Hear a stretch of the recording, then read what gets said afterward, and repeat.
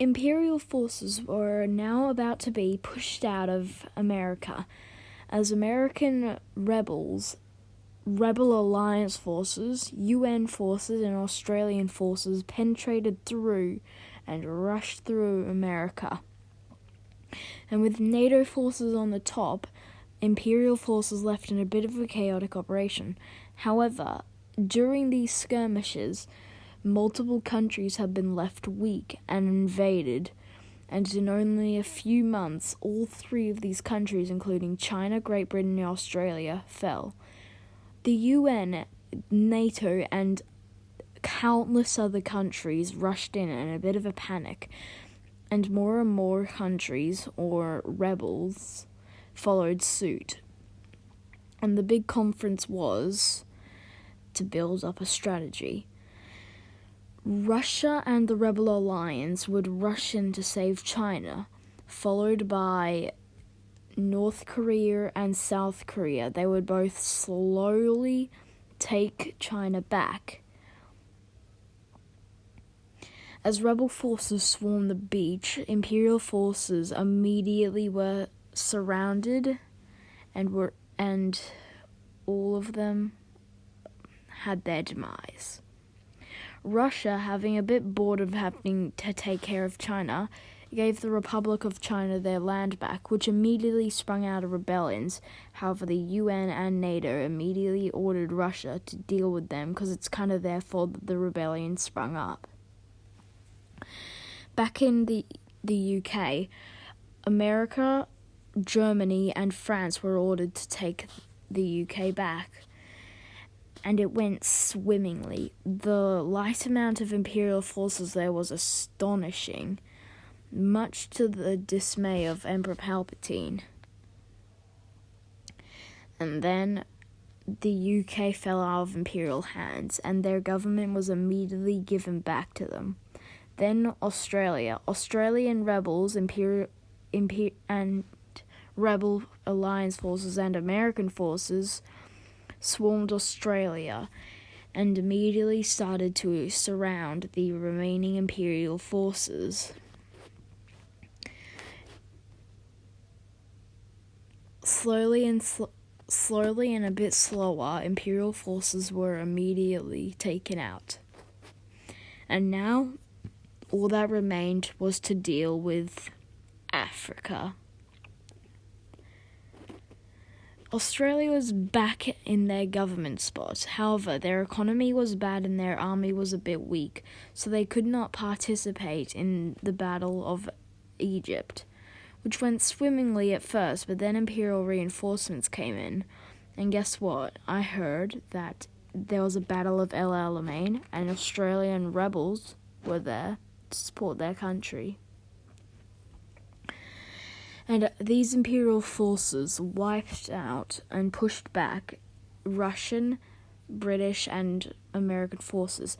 However, Italian, German, and French forces successfully landed in Egyptian beaches.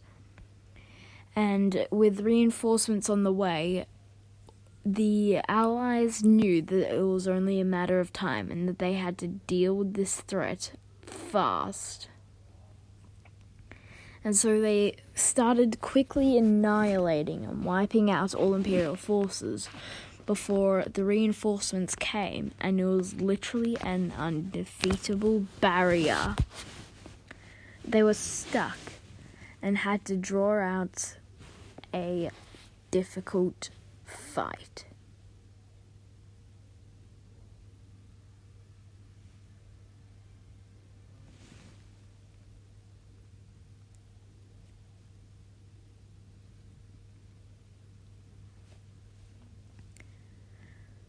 The battle was huge, and when Germany and France expanded into enemy territory, the Empire immediately realized what was going on and encircled them.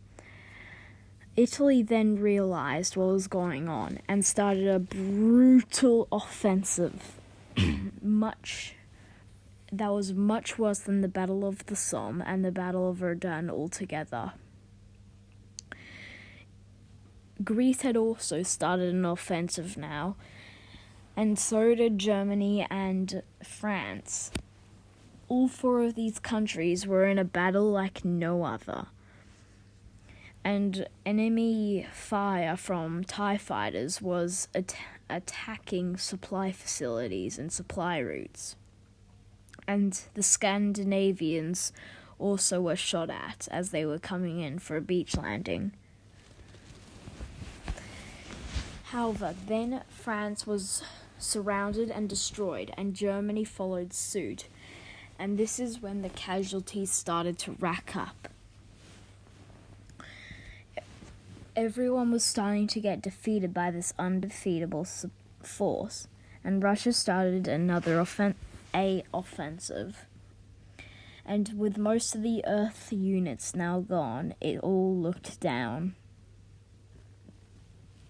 However, Russia's offensive took some action, and the Imperial forces were forced back, and they were starting to get pummeled down south.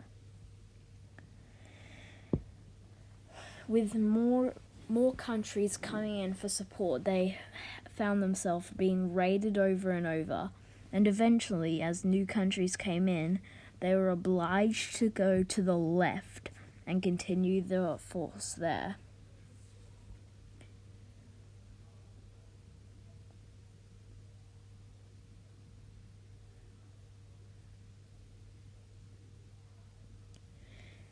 Casualties have been staggering until now, and multiple countries have just been in defeat the whole way. But now they were making progress as the African or Republic or Alliance or United Africa, whatever you want to call it, joined in the fighting. A bit late, but they still were there, and they started pushing back the Imperial force altogether, completely annihilating it at first, and then they started to run into resistance.